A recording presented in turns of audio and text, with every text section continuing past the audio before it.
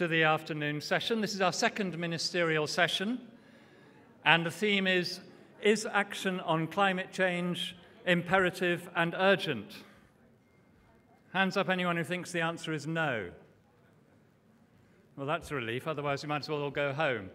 We're going to hear from the esteemed dignitaries this afternoon, who I'm sure are going to go into more detail, not only on the answer to that question, but the what and the how of tackling climate change. Our chair, who I will hand over to in a second, is Mr. Ajai Malhotra. Mr. Malhotra has a lifetime's career in the Foreign Service, most recently as ambassador to the Russian Federation, and he's played a key role in international negotiations on climate change, on forestry, and many other issues, and he is also a distinguished fellow of TERI. Mr. Malhotra. Thank you. Good afternoon, ladies and gentlemen. I hope you've had a good lunch. I welcome you to this ministerial session devoted to the topic, is action on climate change imperative and urgent? The gentleman who introduced us said the answer is no. Obviously, the answer is yes. And I do believe everyone in the hall who was listening carefully to what he's saying would agree with me rather than what he had to say. But still, many nuances appear if one delves deeper to see how we can work out an approach that meets the interests and concerns of everybody, and how do we share the costs and benefits of environmental protection. I think it is now well accepted that human activities on Earth are causing climate disruption affecting all, and there's little doubt that we have to change course and that the time to act in tackling climate change is now.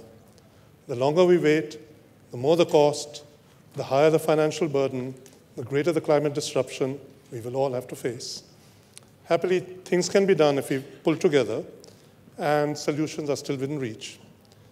But the year 2015 is a critical year and will perhaps be a decisive one for addressing the twin issues of sustainable development and climate change. I say this because in mid-July we have the third conference on financing for development in Addis Ababa. We will then have in September the world leaders assembling at the UN in New York to adopt the Sustainable Development Goals. And a few months later, they will convene once again in Paris for COP21 and would hopefully adopt an effective and useful climate accord.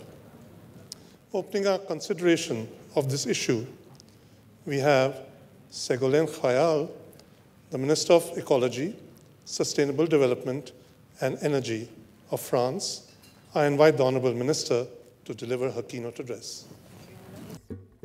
Mr. Chair, dear colleagues, ladies and gentlemen, I will not dwell too much on reiterating the reasons for urgent action. As a preliminary remark, I would like to highlight that urgent action in the face of climate change is no longer a theoretical matter derived from complex scientific models. It is in fact well and truly present today and measurable from the number of stakeholders from our society. Further, reasons for changing the energy model are not only climate related. They are manifold and just as urgent. The pressure of urban development, the energy security of all countries, health problems in dense urban areas or in households using inefficient stoves of kerosene lamps. To respond to the question, is climate change imperative and urgent, I would like to underscore two aspects. First, each and everyone must be involved to the best of their abilities in this transition. Everyone must act, all countries, all stakeholders. Of course, we understand the priorities of certain countries or stakeholders which are struggling for access to resources and energy, which are seeking to alleviate poverty. The demands of development and ecological and climate demands are getting aligned to push for a more sustainable development. And this is due to three pieces of good news. First, awareness and a high level. The UNGA summit in New York helped mobilize heads of states, autonomous bodies, and companies. Next, the fact that we possess all the technologies for a successful transition. And lastly, the third good news is that we are realizing that this crisis is an opportunity to be seized, with not only long-term benefits, which we know about since the publication of the Stern report, but also in the short term, because we have started to adopt good approaches, good technologies, good investors who have embarked on these new fields. The case of renewable energy is exemplary. Solar panels and wind turbines are now competitive and are generating jobs. But there are also the real economic gains and energy efficiency, demand management, smart grids, clean vehicles that directly reduce respiratory disorders in our megacities, and the circular economy that transforms old waste into new products. Let us take the French example. I am currently pushing for a bill on energy transition for green growth in our parliament. This law sets ambitious goals for France, such as the reduction by 40% of greenhouse gases by 2030, or making the share of renewable 32% of our energy mix. The obligation to act for better protecting our environment should not be seen as an imposition or a burden, but as an opportunity, a chance to innovate, to develop new activities, and generate employment. Consuming less energy means greater purchasing power to households while cutting our energy imports. It means generating thousands of jobs in renewable energy, new energy technology in construction, in urban planning, and all these industrial sectors of green growth. In a nutshell, this revolution is a chance, a solution to poverty, if developed countries want to help transfer the know-hows acquired by their administrations and companies, and if the Green Climate Fund works. It is also the post-2015 Sustainable Development Strategy that is being currently renegotiated and for which energy and climate transition is at the core of most goals. The second aspect that I wish to underscore is that to be able to fight climate change, we must have an agreement that is useful for all. But this must also be a fair agreement. France will host the COP21. This conference, which will build on the results of the previous ones, here I would like to acknowledge the presence of my Polish colleague on the panel, as well as that of Peru, with whom we have been working hand in hand for several months now. So this conference will be a historic opportunity for us to fix common goals so as to regain control for our destiny and give ourselves the legal and operational means to do this. The text of the legal agreement, which is due to be concluded in Paris, will not be only key for realizing the ambitions of keeping warming below 2 degrees Celsius. We feel that 4 constituents are complementary for sending economic and political signals that our development model is on a new trajectory. The first is the agreement, the legal framework for the post-2020 regime of the Climate Convention. The Lima decisions are a foundation for this work. The second is the intended nationally determined contribution of the parties to the convention. All these countries are invited to present their contributions well ahead of the COP21, if possible, in the very first quarter. The third is a set of financial initiatives that provide greater clarity on the mobilization of public and private finances sources for climate actions. The Green Fund was capitalized as over 10 billion USD. This is a beginning, but this is not enough.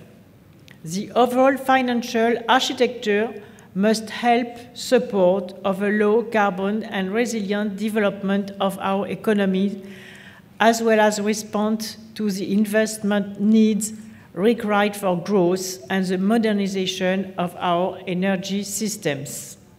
The fourth, at last, constituent is a solutions agenda that will accelerate immediate action for the climate. We need varied initiatives which go beyond the traditional institutional frameworks, associating both governmental and non-governmental actors in partnerships in all the key areas of climate action. This is a process initiated by the UN Secretary General's Climate Summit and the Lima Action Plan in Paris, launched by France and Peru. I hope that this panel discussion will help us concretely illustrate the imperative need for action by each and everyone and the way to optimize the use of different international tools and strengthen multilateral cooperation as well as domestic action. And I would like to tell you some French word to insist on several points. Tout d'abord, je voudrais remercier les organisateurs de cette formidable session ici à Delhi. I would like to first of all thank all the organizers for this great session in Delhi. Et tout spécialement le Dr Pachauri. And especially Dr Pachauri. Parce que en venant ici avec le ministre des Affaires étrangères français, because I've come here with the foreign minister from France. Nous avons pris toute la mesure du formidable potentiel qui existe en Inde. We understand the great potential that exists in India. Et aussi du vaste mouvement qui est en train de se passer. And the great movement that has been launched here. La France est très soucieuse et le président de la République français est très soucieux de réussir la conférence de Paris sur le climat. France and the French president are very keen to ensure that the climate conference in Paris is a success. Et nous allons mettre toute notre énergie pour le réussir. And we are going to put all our energy in place to make sure it's a success. Et nous avons besoin d'être aidés par tous les grands pays du monde et notamment par l'Inde qui est en train de s'engager dans un nouveau modèle énergétique. And we need the help of all countries of the world, in particular India, which is launching on a new energy model. Nous avons pris la mesure et j'ai moi-même inauguré une installation, une centrale photovoltaïque hier, en coopération franco-indienne.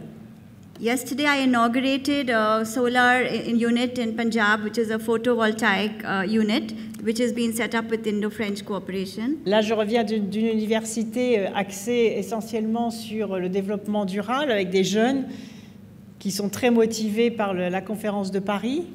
And this morning, I visited the TERI University, which is dedicated to sustainable development, and the young students there are very enthusiastic about the Paris Climate Conference. Mes équipes ont participé hier au groupe de travail sur les 100 Smart Cities, le projet du gouvernement indien. Yesterday, my teams attended a workshop on the 100 Smart Cities, which is the Government of India project. Et ce que je constate, c'est que entre la théorie qui nous a fait parfois penser qu'il y avait un fossé considérable entre les différents continents sur cette question du climat.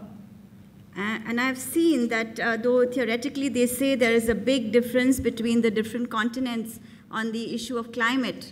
Je me rends compte au contraire qu'il y a des convergences très très fortes et que les forces vives de pays même très éloignés de la France, comme ici en Inde. Je suis très heureuse d'avoir pu constater ça personnellement. que tout le monde est en mouvement, les citoyens, les ONG, les entreprises, les chercheurs, les scientifiques, les savants. Nous avons assisté avant-hier à un panel sur des prix Nobel, le prix Nobel de la paix, le prix Nobel taïwanais, le prix Nobel de la paix indien, le prix Nobel taïwanais de chimie, avec un dialogue avec Pachauri. Nous avons fait un duplex avec Ban Ki-moon, et on se rend compte qu'est en train de se lever une conscience mondiale qui est de bon augure pour les négociations de Paris. So I see that there are, on the contrary, very strong convergences in the way we think about this issue. And though countries are very far away physically from France, I've personally seen the great energy to protect our climate. We've had a session here which had the Nobel Prize winner for peace from India, the Nobel Prize winner for chemistry from Taiwan. Dr. Pachauri was here. We had a live broadcast by Mr. Ban Ki-moon from the United Nations. So we can really see this whole energy getting in place, and the success of the conference is going to greatly depend on this. Alors, bien sûr, il y a encore beaucoup de travail, et notamment sur la question financière. Il est évident que les pays en développement ont besoin que les pays industrialisés prennent des décisions et des engagements clairs sur la question financière. Et je souhaite que ce problème-là, nous souhaitons au sein du gouvernement français, et le président de la République française souhaite que ce problème-là soit réglé avant l'été pour que les négociations de fond puissent s'engager. So there's still a lot to be done, and especially on the area of finance. The developing countries need finance from the developed countries, and hence France and the President of France really wants to ensure that the issue of finance is solved well before the conference in summer. Je suis optimiste, nous sommes optimistes, et quand en revenant d'Inde, quelques jours passés en Inde, mon optimisme s'est renforcé, même si j'ai parfaitement conscience de la tâche qui nous attend tous pour aboutir à l'accord. I am an optimist, and my couple of days in India have made me even more optimistic. I know that there is a lot to be done for the Paris conference, but I'm optimistic we can do it. Parce que je constate que nous sommes en phase, quelles que soient nos philosophies, nos itinéraires, nos expériences, nos enracinements. Il y a quelque chose qui est en train de se passer, et je crois que ce qui est en train de se passer, c'est une prise de conscience morale, au sens le plus noble du terme. Et comme le disait hier le prix Nobel de la paix, qui se demandait si, face à ses petits-enfants, il pourra leur dire, les yeux dans les yeux, nous avons tout essayé. Et je crois que cette question-là, nous nous la posons tous. So we are seeing something happening, whether it is, whatever may be our philosophy, whatever may be our experiences, whatever may be our origins, there is an awareness that is coming about, and in the most noble moral sense of the word. Yesterday, the Peace Prize winner, Mr. Satyarthi, said, I want to be able to look at children in their eyes and say that we did do everything we could. Il y a un grand savant en France qui s'appelle Hubert Reeves, qui est astrophysicien, et qui pose la question suivante: est-ce que l'être humain saura-t-il s'adapter à lui-même? Autrement dit, est-ce qu'il saura réparer par son intelligence les dégâts qu'il a commis par négligence, par égoïsme, par esprit de cupidité, lorsque, pendant des générations, il a épuisé les ressources naturelles? There is a French astrophysicist who says, can human beings really adapt to themselves? Because they have caused so much damage to the environment due to their own egos. They have depleted natural resources. So can human beings actually adapt to what they themselves have done? Et donc je remercie une nouvelle fois tous les participants à ce panel et tous ceux qui ont pris la parole. Je vais revenir avec toute cette matière à Paris pour apporter toute cette contribution à la réflexion que nous conduisons, à la fédération des énergies que nous avons engagée. Et je voudrais, pour terminer, dire qu'au fond, on est en train, chacun et tous, de réaliser que cette belle phrase que vous connaissez sans doute, mais qui me guide à chaque fois que je dois prendre la parole et que je dois donner de l'enthousiasme pour dire que nous devons nous mobiliser pour Paris, c'est que tout être humain a deux patries, la sienne et la planète. Et donc si nous arrivons à étendre cette prise de conscience universelle, et notamment à mobiliser les citoyens, qui d'ailleurs commencent à descendre dans la rue, puisqu'au sommet de New York de Ban Ki-moon, avec Ban Ki-moon, nous sommes allés marcher dans la rue, on attendait quelques dizaines de milliers de personnes, et puis il y a eu des centaines de milliers de personnes, et dans le monde entier peuvent se mettre en mouvement des centaines de millions de personnes pour que les dirigeants du monde entier décident de l'avenir de leur patrie, à la fois la leur, avec l'aspiration au développement, l'aspiration à la sortie de la pauvreté, l'aspiration à la sécurité sur tous les plans, et en même temps la protection de notre planète commune, la Terre. Je vous remercie de votre attention. Thank you very much for all the participants and all the panelists. I'm going to take your thoughts back with me to Paris as we create this federation of energy to ensure the success of the climate conference. And there is one beautiful sentence that always guides me especially when I'm trying to work for this conference, that every human being has two motherlands. One is his country and one is the planet. So we need to mobilize citizens, and we saw this wonderful march in New York. We had Ban Ki-moon, we had millions of people on the street in different countries, and we need to be able to decide the future of our land. We need to solve the issues of poverty and protect our planet. Thank you. I thank Madame Khoyal for her very invigorating speech. She made some very important points that all of us must be involved in the process of reaching agreement. It must be an agreement that must be useful for all and fair to all. Madame, we wish you all the best in your tremendously important work and in the process leading up to Paris COP21. I now give the floor to the Honorable Gerson Alvarez from the Philippines. He is a senator and cabinet member of long standing and has authored many of the major environmental laws in his country, and he has been consistently warning of the disasters of global warming since 1988, if not earlier. You have the floor, sir. Thank you, Mr. Ambassador. I will share you a few thoughts. While it's imperative and it's urgent for us to be there in Paris. 2 years ago, Typhoon Haiyan, the strongest typhoon ever recorded in history, furiously hammered through my country. Haiyan brought about 8,000 deaths.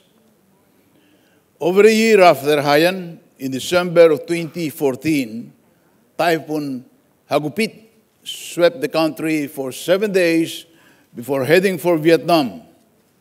Hagupit must have been the 20th or 22nd typhoon for that year.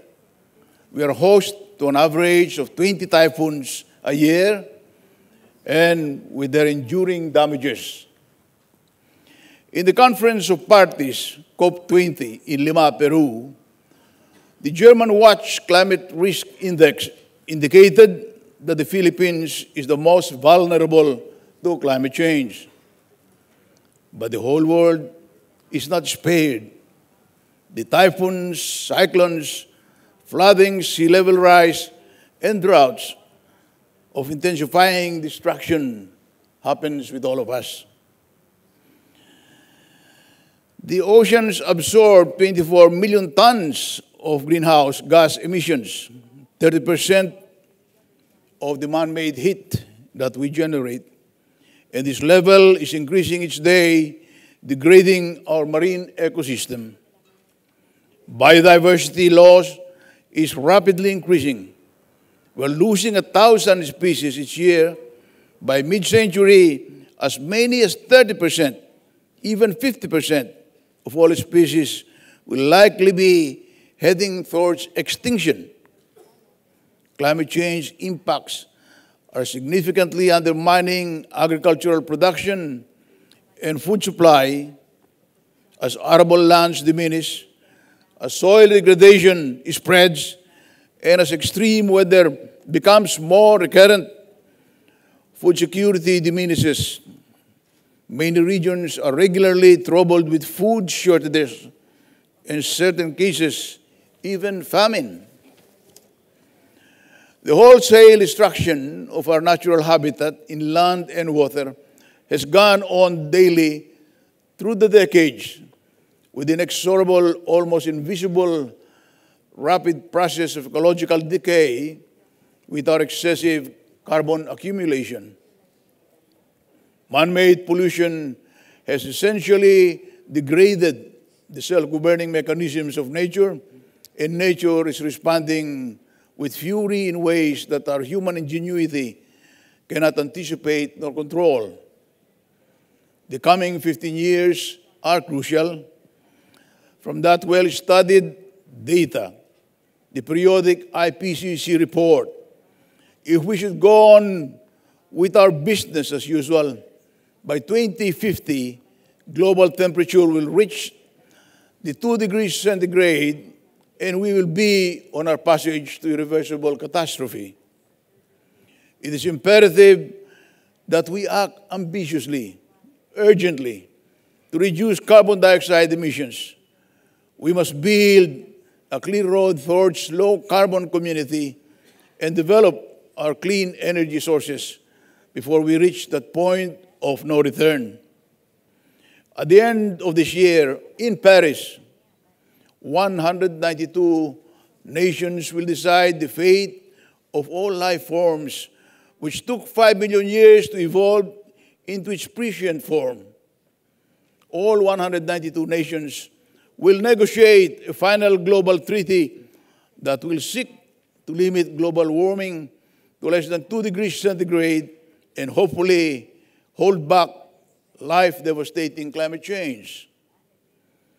It was not only the death of 8,000 Filipinos that we have put at stake, but the survival of the entire human species and all life forms. The gaps are widening and the stakes are getting higher each day. In Paris, we will negotiate for the survival of our global biodiversity. We will be negotiating to keep the life support system that has for millions of years evolved our human community. It is imperative that this current human society reverses this human-made disaster. We are at the very edge of our capacity for sustainable development in this, our finite world. It is imperative that we take that road to Paris. It is our passage, and it is urgent. Thank you. Thank you. Very good. I thank Honorable Alvarez for his comments. He has drawn attention to the very grim reality of how climate change is seriously disrupting the situation in his home country, the Philippines, through typhoons, floods, famines, etc. And this is something we certainly need to all take into account and try and address in the process leading up to COP21. I now give the floor to the Honorable Minister Leo Brinkat, who is from Malta, who has been the minister or shadow minister in his country since 1996. He also represents a country that has taken a lot of initiatives in promoting the rights of future generations. I'm aware of the Future Generation Network, which was started by Malta, and we compliment your country and your government on the good work you've been doing in this connection. You have the floor, sir. Distinguished guests present, including obviously the distinguished eminent persons on the panel. The question that has been posed for today's discussion is whether climate change is something which calls for urgent attention and action. The answer is a definite yes. But I think the key issues that need to be addressed are the following. What is the ideal and the most practical way forward? What is the extent and degree of political will that exists amongst us all to achieve these objectives? In my opinion, there are various questions that need to be answered before we can move ahead. Should we go for the lowest common denominator just for the sake of obtaining consensus? Can we afford not to be ambitious? Will the key pivotal financial issues be addressed ahead of Paris? Is a compromise, or rather a fair agreement, achievable between almost 200 countries with different climate zones, levels of wealth, economic activity, and varying degrees of exposure to climate change itself? Now that we all have nationally determined contributions introduced, will they be submitted in a timely manner? Do we agree that declarations should be real commitments that go far beyond the business as usual mode we have, most of us, been in for a number of years? What is evident, and what has been evident in recent years, is that the time of top-down reduction targets has not always given the desired results. So we should also be thinking of a practical bottom-up approach. Unless a proper review process is in place, I think we cannot allow science to be really the guiding driver of action. We have to be also the guiding drivers while listening to science and making sure that what we listen is translated into reality. One of the biggest shortcomings so far is that adaptation measures have not only been neglected at an international level, but in many cases even on a national level. This event today is important because I believe that any international event leading to Paris will have its own gravitas and momentum. With this in mind, without being self-centered in what I'm going to say, in the coming months, very close to Paris itself, CHOGM, which brings together the heads of state of the Commonwealth, will be meeting in Malta, only a few days before the Paris summit. I think that it is a good idea that climate change will be featured prominently on this agenda, because I think there is nothing as diverse as the Commonwealth that brings together such a wide spectrum of countries, from those which are highly developed countries to those which are emerging economies, and to also the so-called LDC countries. Countries with different degrees of adaptation and definitely varying degrees also of vulnerability. I hope that this will also serve to stimulate further the important road to Paris itself.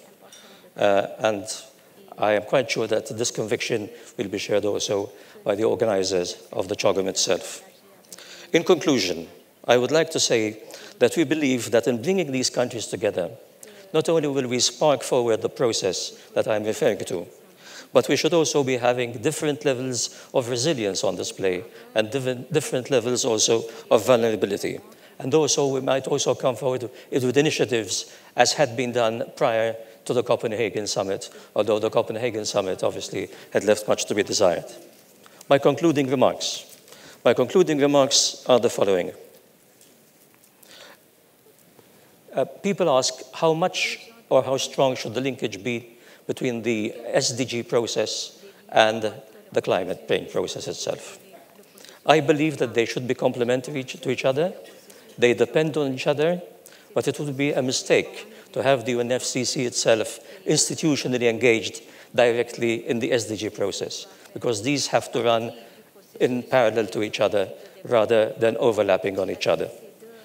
In saying so, I would still like to emphasize the fact that the SDGs, especially with the forthcoming September summit at the UN, will be putting climate change at the forefront more than ever before, even than it was under the MDGs. So finally, I would like to thank all present here today. I would like also to show my appreciation of the efforts which India itself is making, because I think India has shown that in spite of the big challenges it has ahead of it, it has sent a lot of positive signals in this regard, to its robust approach to renewable energy, to its commitment to the green technology and the green economy, through its commitment to develop as much as possible solar energy, and also to the way it's pushing forward the notion of smart cities. This is in itself, I think, a positive signal to which we should congratulate the host country present here today. So ultimately, one last word concerns the NGOs. The NGOs, I think, this time have a more important role than ever before. They are stakeholders who we need to listen to, and at the same time, they are stakeholders that we should also engage actively, even post-Paris, hopefully, when and after which an agreement should be reached. I thank you very much.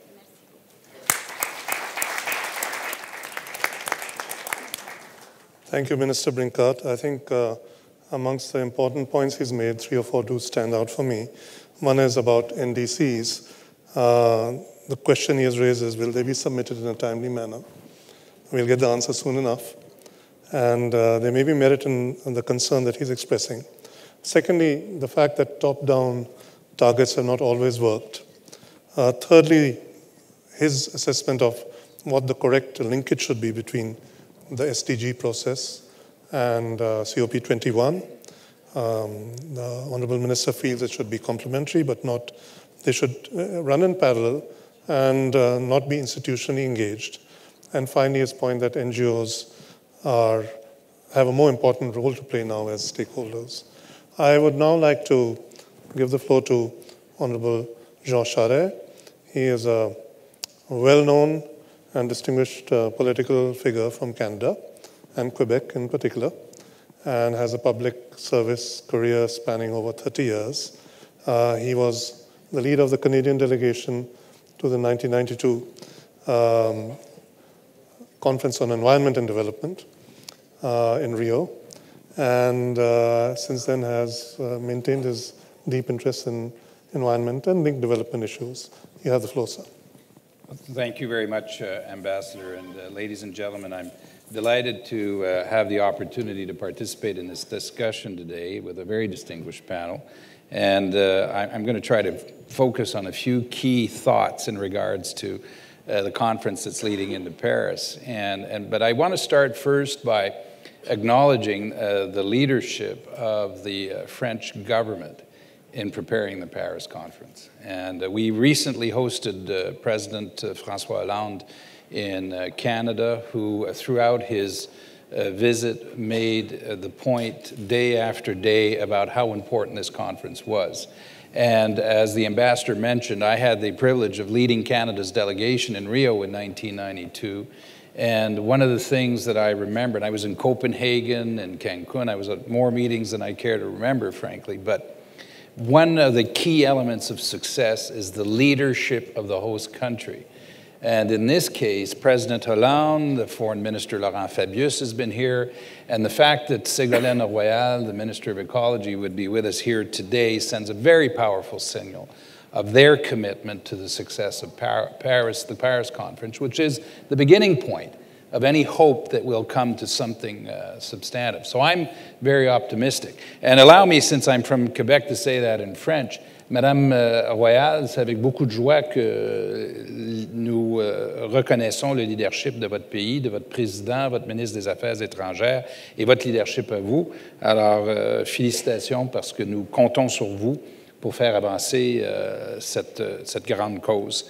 By the way, Ségolène Royal was the Minister of Ecology in 1992 during the conference in Rio. And if you look at her and you look at me, and I was there, you get a sense of how better she looks than I do after all these years.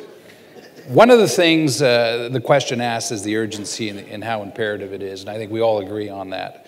And as Senator Alvarez has pointed out, we all have our experiences that need and stories that need to be told. On the Canadian side, I think it's fairly simple. We are a northern country, and we have seen the evidence of climate change in our northern Arctic environment. And the issues in regards to what is happening in the northern part of our planet and in the southern part is compelling. And not only is it affecting the natural environment, but the political consequences of climate change in this part of the world are huge and largely underestimated. New trade routes will open. There will be competition for access to resources. This is a fragile environment. And all of this is happening at a speed that none of us could have anticipated only a few years ago. Just a few years ago. I've been up north in the Arctic several times, and I've seen that change. And we don't need, I do think we need to point to what is happening elsewhere to say this is happening. and we need to move very rapidly. Now, I'm optimistic.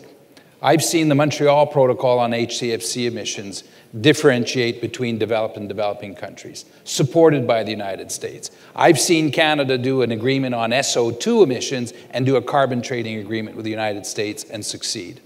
And I think that's possible for the future. What we need in Paris, though, is for the major emitter countries, whether it is true on a per capita basis or not, to lead, and developed countries to lead. The United States-China agreement is extremely important in that regard, even if it's way beyond or below what we would want in terms of content. India needs to be part of it. And developed countries like Canada need to be much more committed than it is now, our federal government. I'll close by saying this.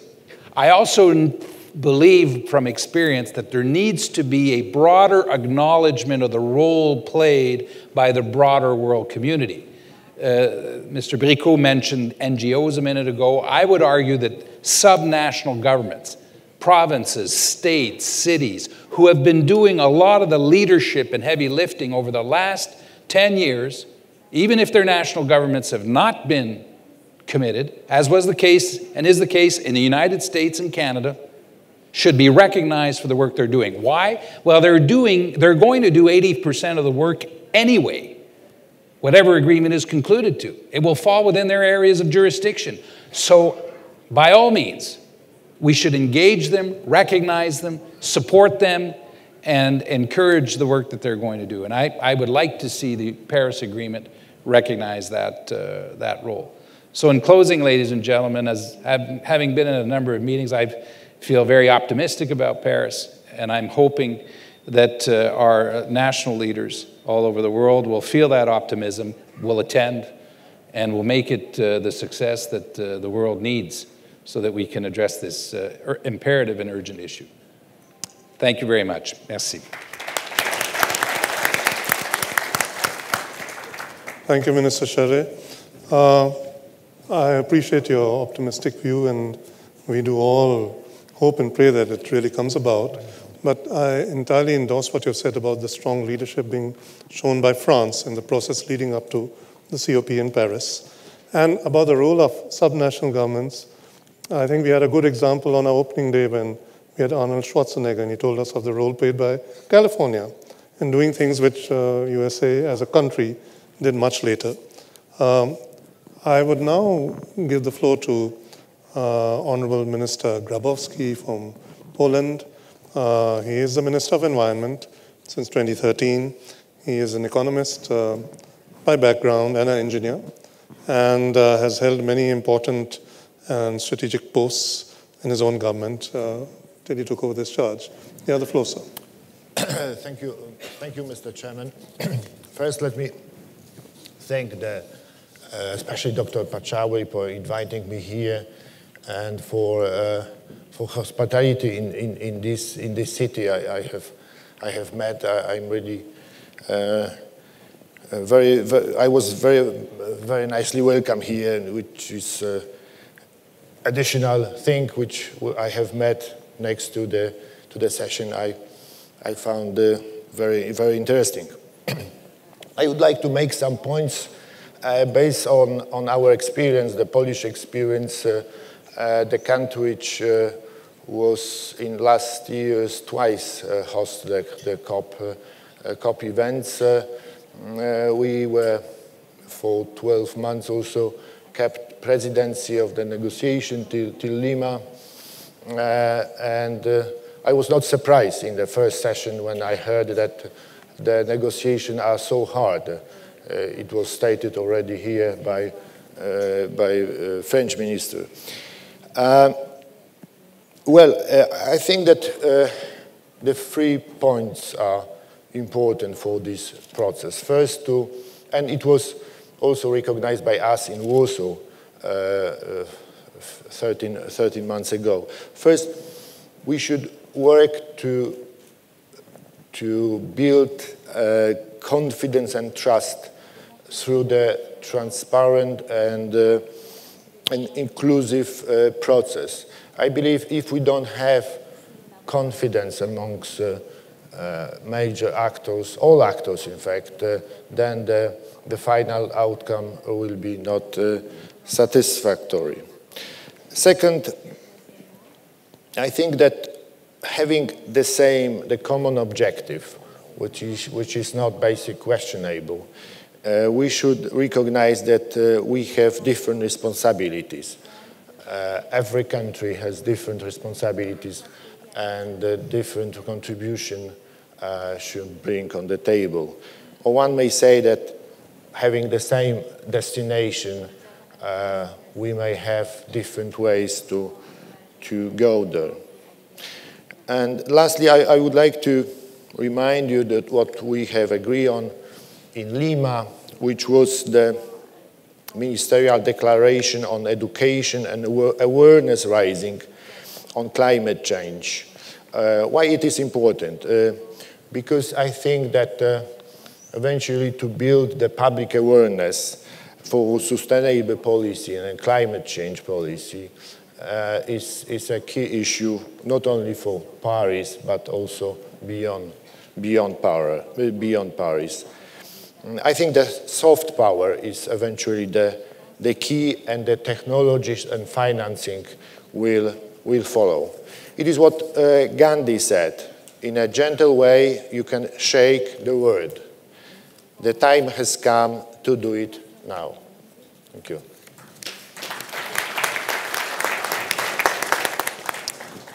I thank Minister Grabowski. You made some very important points. I think the relevance of and importance of trust, transparency, and the need for an inclusive process, and the emphasis you put on common but differentiated responsibilities, to which obviously one has to add the respective capabilities in financing and technology transfer terms. We appreciate the effort that has been put in by Poland too in the process leading up over the years to COP21 now. The next speaker would be our Honorable Minister, Mr. Suresh Prabhakar Prabhu. He is India's Minister for Railways. I don't think I'm going to introduce him because he's been up here also several times, and you may have the same audience up here. Everyone knows the great work and good work he's doing, which he has done in the past and which he's doing now for cleaning up the situation with India's railways. But I give you the floor, sir, to address us on this occasion. Thank you. Thank you, Ambassador. I guess we are discussing about a sense of urgency that we should really bring into these global negotiations. The question, obviously, do we need to act? That's the first question. If the answer is negative, of course, we don't have to bother about anything. Then we need not do anything at all.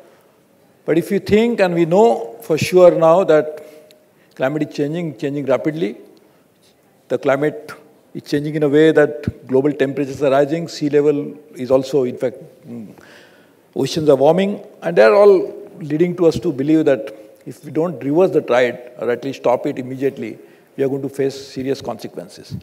So as we normally say, ignorance is bliss. But if you don't act with no full knowledge of something that we needed to do, then actually it's a serious crime. And therefore, I don't think we should really indulge into making crime, and we must act. Now, if you want to act, then second question that comes is, do we really need to act immediately, or we can have a luxury of discussing this for years and then maybe at a leisurely time we could probably decide to take action? That obviously is again clear that the more we delay, more is going to be the cost of abating it. And that's one side. The second side is adaptation, and that's a very critical thing. Is already for the past emissions that are already there in the atmosphere, that we have to really spend huge amount of money to adapt to this new reality of climate change. And therefore, the action is really necessary for mitigation to avoid future emissions, and adaptation to take care of past emissions. And therefore, we really need to have a very urgent action, so there's no question about it. This brings in the sense of urgency from this point of view that we know we need to act. If you look at geopolitics and politics of climate change, because that always matters a lot, I think in the US, we have a democratic president who probably would be more inclined to towards a deal. Of course, both the houses are dominated by the Republicans, but still there is a democratic president who will be willing to speak a language that will make little music to our ears. In Europe, after a long time, we are going to have a COP in Paris. And France is a very important country in the whole of European Union, so they could put some influence.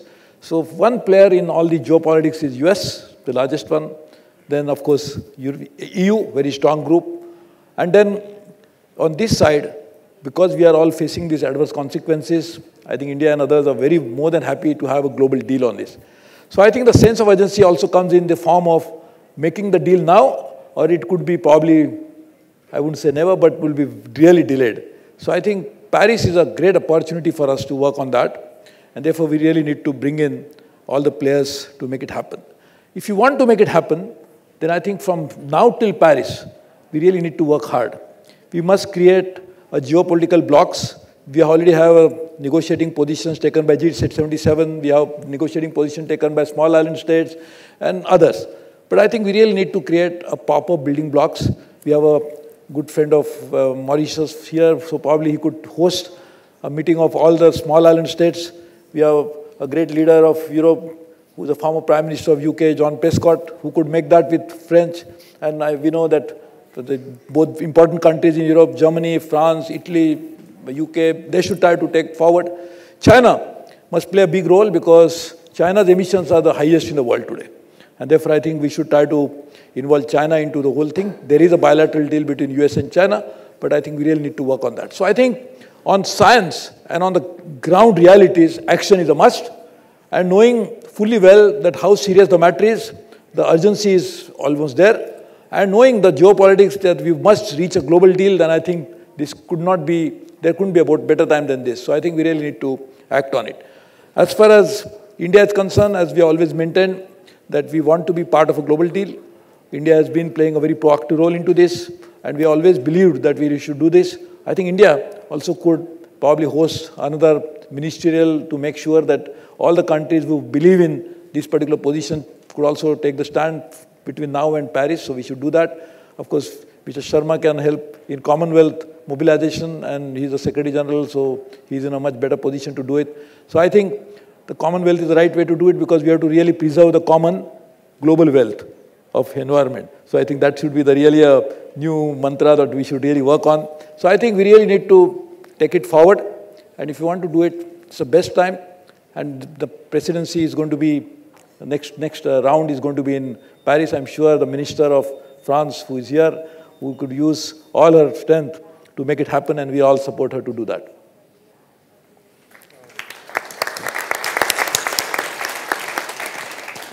I thank Minister Prabhu for his very wise words. Indeed, the rapid change in climate demands an equally concerted and rapid response from humankind. And he has highlighted the importance of promoting awareness, the need for committed hard work by all countries and all groups, and recognize that India will play a proactive role in trying to help find a solution.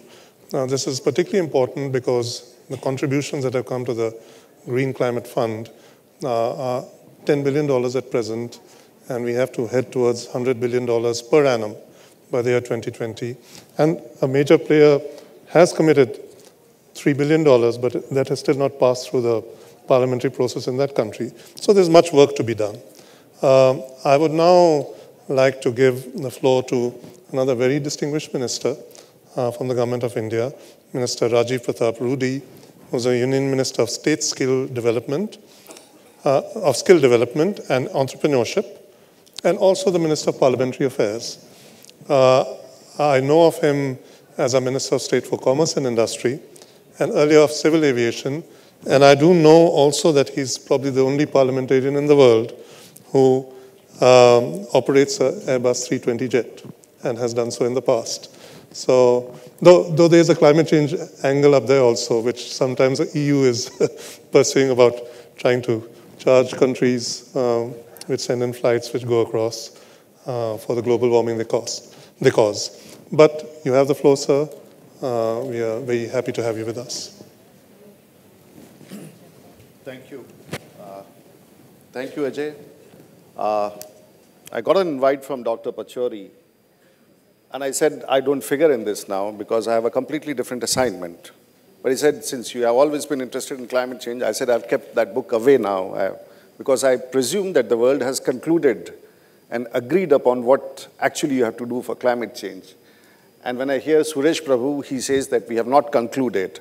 So I'll appeal to this forum and all of you that let's conclude the pathway where we should actually take to reach what we have been contemplating for the last 25 years. Well, my job is very different from what you suggested, and this particular activity is on the part of implementation. I really do not know where I fit into the table here, but I think when we talk about climate change, you talk about the world, you talk about the 6 billion population, you talk about India too. And when you talk about India, you talk about 1,260 million people. And when you talk about China, you talk about an equal number of people. So when you talk about climate change, every 5th and 6th man trotting on the globe is an Indian or a Chinese. And that's not a small figure. So rest of you are one side, and we have to handle global climate change activities on a bigger side. So this is one forum, and I think while the United States prefers to stay away, and China would do what they want to do till the time they want to do, we, of course, in between would like to do what we can do meanwhile when other big powers decide to partner you. So in that case, the challenge which comes to India, and I'll just give some issues with that, which possibly will let you know where we can figure. And since I've been interested with the responsibility of skill development and entrepreneurship, we are talking about skilling India, which possibly, if I have to make a comparison as how we can partner in issues related to climate change, is that the Prime Minister, who always talks about most of these issues, has also brought in the domain of skilling people to match the requirements of a nation's growth. Now, when we talk about India, I'll just like to mention a comparative figure which may interest some of us. We have started this about 60, 70 days ago when me and Suresh Prabhu were inducted into the Union Council under Mr. Narendra Modi. We did not have a focus on skilling India. And skilling is an important aspect to get the precision or the direction how we skill India in a way that environmental issues also have that finesse of addressing through a skilled manpower. If you look into this country, we refer to the figures across the world. China would have about 47% of the workforce which is skilled. Australia would have around 60% of the workforce is skilled, which will partner you in issues of climate change. UK would have around 68% of the workforce which is skilled. Germany about 74%. Japan is about 80% of the workforce which is skilled. Korea is about 96% of the workforce is skilled. India in last 55 to 60 years, with 1,260 million people, we just have 2% of the workforce which is skilled. Now, if these are the people, and we have to get across to address all the issues on which include services, manufacturing, industry, when we're talking about this 8% GDP growth, we need to partner in that to see that the right people get at the right places and the right shops to run this entire enterprise. I'm not talking about the concept, about the issues on education. I'm talking about absolutely on manpower used to mitigate and be utilized as a human resource to mitigate climate change action plan. So as far as, and when you're talking about these things, when we're talking about India, this is the major challenge what we have today. I know the challenges. I would not like to repeat what you all have been talking about. But absolutely, when we launch a mission like the National Solar Mission, we talk about 1 million people who have to get trained. And this whole idea of implementing and spending this huge amount in the National Solar Mission will not be practical unless until you have the manpower to do it. And that manpower would be negative today. So these are the challenges what we are actually talking about. And if you have to address, and all these activity, I'm not talking about the social side or the services. And if India has to assist, if we go to a rate of 8% GDP growth rate, the requirement in next 5 years, that would be around 2022 or the next plan period, even the building and construction industry, which has a requirement of 33 million people who are required to be added to the workforce. If you're talking about infrastructure, we require about 100 million people to address the needs of the growth which we are talking about. If we are talking about travel and logistics, which is about 17 million people, we are talking about automotive sector, we are talking about 33 million people. And if we do not have the trained man force, we cannot go for a productivity of a quality what you're talking about. And if we do not have a quality and scale of the magnitude of what we are talking about, I think the whole issue of a micromanagement and address of climate change issues will remain unaddressed. So here we are, people like us back in the system, when we are a part of the government headed by the Prime Minister, Mr. Narendra Modi. We are absolutely sensitive to the issues which may affect and could include all sectors. When India is picking up a big slogan of Make in India, this manufacturing has to be a part, because when we're talking about manufacturing as a GDP of the nation, we are talking about 25%, in which only 12% is manufacturing, and we want to take it to 25%. So all this would require a skilled and manpower, which precision and modern equipments, which can address all those, whether it's in power sector, whether it's in other sectors of manufacturing or social services. And I think this is an address which we also, on the implementation part, which we need to address. I have not come exactly to address the issues on a macro level, on a policy level, but I understand when we are talking about a country like India, we are talking about issues we need to be delivered right there. And I think we are heading for that. Thank you. I thank Minister Rudy for drawing attention to a very important new angle with which we have to look at this entire debate. After all, climate change does also open up new opportunities. And in this case, it is the new skills that will be required for the very ambitious plans announced by the Modi government, 100 gigawatts from solar energy, the smart cities, providing clean air, clean water, clean energy to all the citizens. So we wish you all the best. And I personally am very happy that we have this ministry focusing on the need for skills for our people, because without it, we really can't promote and implement all these projects. I would now give the floor to Dr. Oyun Sanjasuren, Member of Parliament from Mongolia. She's been a former foreign minister and former Minister of Environment and Green Development, and is currently the President of the UN Environment Assembly. You have the floor, Madam. Thank you, Ambassador. Good afternoon, ladies and gentlemen. In the last 2 days, we have, most of us agreed that this year, 2015, brings big opportunity for the transformation, with both sustainable development goals identified, agreed nationally, regionally, and globally. Also with Paris, COP21, countries also will be coming with their INDCs. So I was thinking, what should we concentrate? Of course, it's important, very important to concentrate on successful agreements, successful SDGs, but I think the experience has shown that most countries have made significant progress when their goals and strategies have been defined clearly and meaningfully with concrete end results. I think when it comes to monitoring, evaluation, indicators, targets, everybody gets a bit bored and it's a dry subject. And I participated in Bangkok for post-2015 evaluation and monitoring workshop, and it happened to be that the whole panel was on women only. So I thought maybe men concentrate on the goals and women on deliveries, and they do most of the hard work. So I think it's very important, to focus on how we will be implementing the change. So coherent monitoring and evaluation framework, because financial resources are utmost important, and strategies on both a national and regional level must be very concrete. I would like to mention here the successful United Nations Environment Assembly, which was held last year in June 2014 in Nairobi. As you may know, it's a governing body of UNEP, United Nations Environment Programme, and the UNEA, the governing body, was expanded to universal membership of 193 UN member states. And last year we had 1,200 participants, 110 ministers, many of them were environment ministers from 159 UN member states. And it provided a very active discussion and deliberation on both sustainable development goals, post-2015 agenda, and also, of course, climate change issues. As Madame Royal indicated and pointed out, both sustainable development goals and climate change have been are inadvertently and logically getting aligned.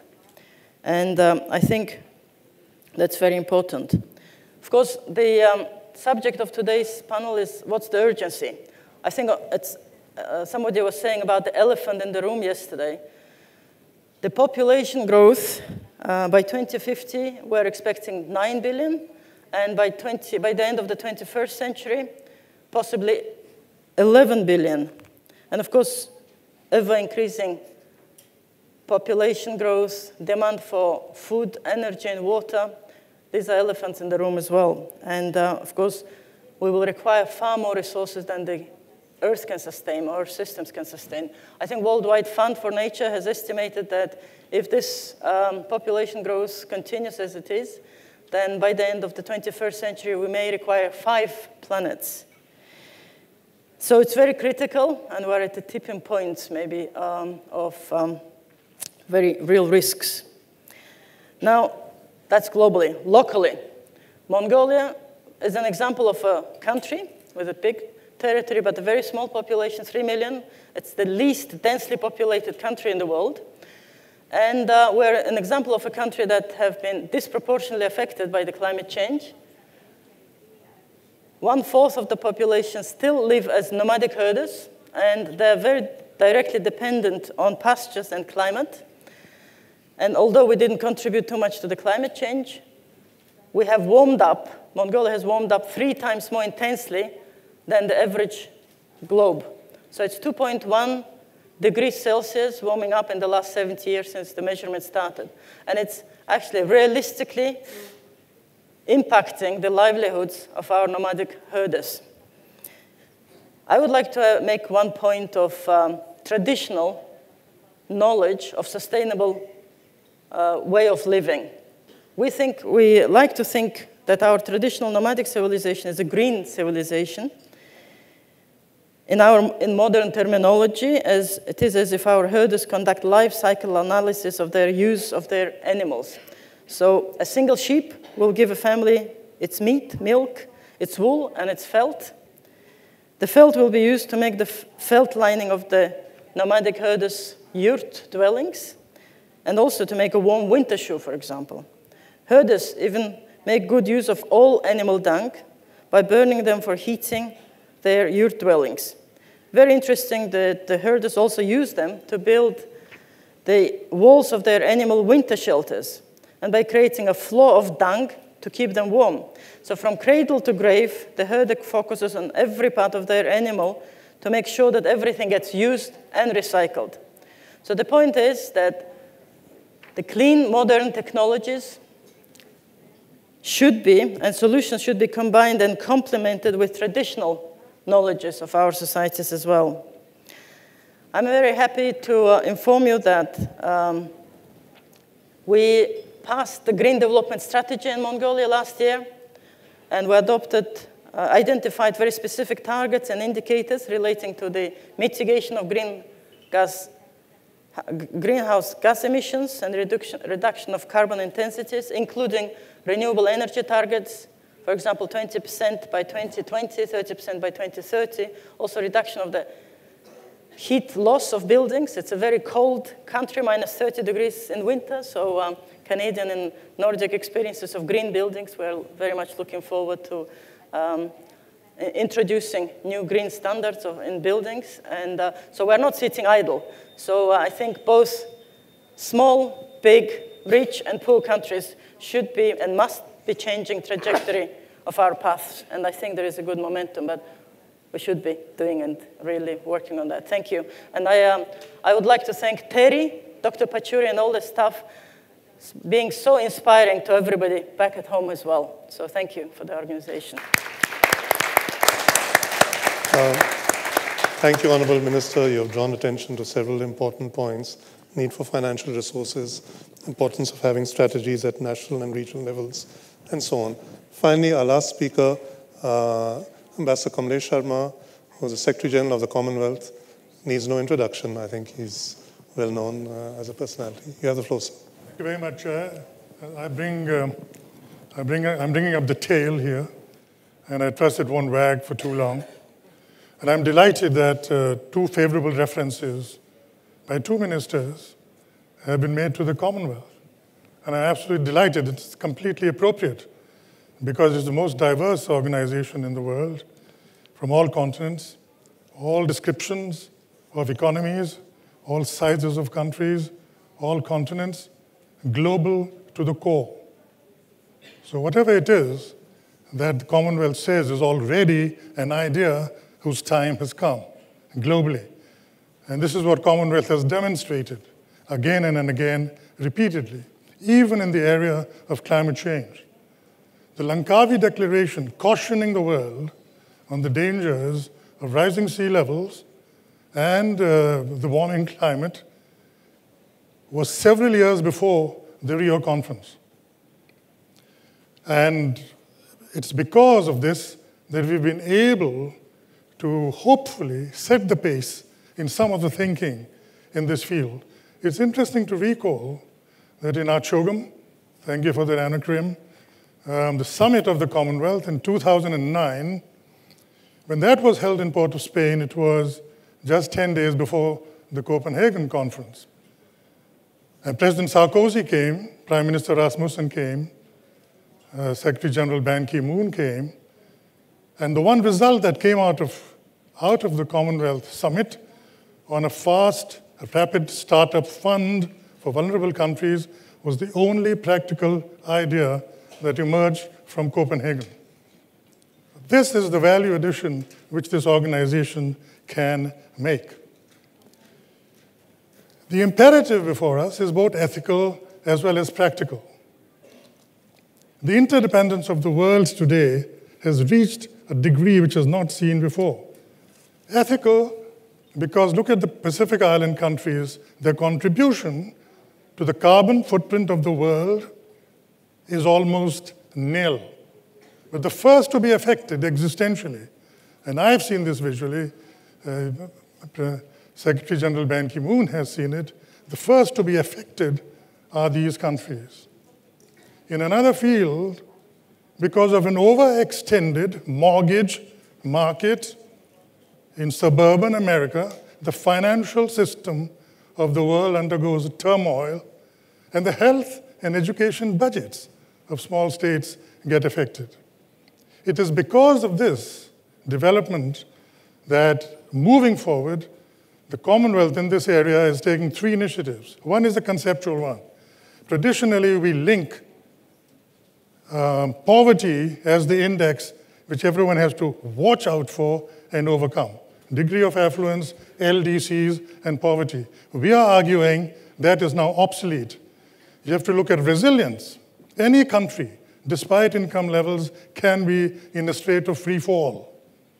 What are the external support systems that are going to arrest this free fall? And that is through resilience. And I'm delighted the UN has accepted it, the World Bank has accepted it, and they're working towards now country frameworks of resilience. So I'm delighted that an idea which came from Malta, Minister, resilience and the Commonwealth and vulnerability has global acceptance. The other one is, thanks to climate change, the incidence of natural disasters has gone up. So what's happening about that? It takes months and years for an event of this nature on a small state to find any kind of remedy.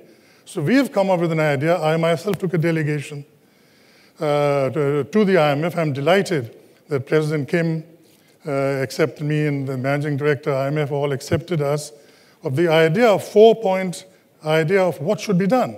And one of them is counter-cyclical loans. And this has been accepted now by the World Bank, which is to say, if a climate change caused, induced, natural disaster happens to a small state, then some things must happen automatically. And this has now been accepted. This is the second contribution the Commonwealth has made. The third one we are making is the development of a Commonwealth Finance Skills Hub. Capacity shortage in small states extends everywhere. And I hope that in the summit in Malta, it will be announced. The concept is a simple one. We have a hub and we have spokes. And we give practical assistance to assess climate finance that exists theoretically, but practically almost impossible to get at. Which is the telephone number you dial? Which is the form you fill? How do you follow it through? And this is what the Commonwealth is now working in the field of advocacy, which is the field of vision, but also with toolkits. We are doing it through climate resilient partnerships. We've got one with the Caribbean, with the Pacific, Indian Ocean Commission. We've got something called CRIP, Resilient Islands Partnership. We're doing it through G20. The Commonwealth has emerged as the preferred interlocutor of the G20. What is it that people think who are not sitting on the table? And I'm delighted that the UK Development Agency DFID's report mentions it in print. Just a few weeks ago, the role of the Commonwealth in G20 in alerting that table as to what is going on. Finally, we are on the cusp of the SDGs, the critical following up on the Millennium Development Goals, and I trust that climate change will be central to it because it's crucial to the architecture of the new global framework. Minister, moving forward now to CHOGM, I hope we can do a repetition of what the Commonwealth was able to do some years ago in Port of Spain. That's also on the eve of the Paris conference. And I hope that we can demonstrate, going into that conference, the enormous value that the Commonwealth can bring. Once again, thank you very much, TERI, for inviting me. Much appreciated. I thank Ambassador Sharma for his very, very useful words.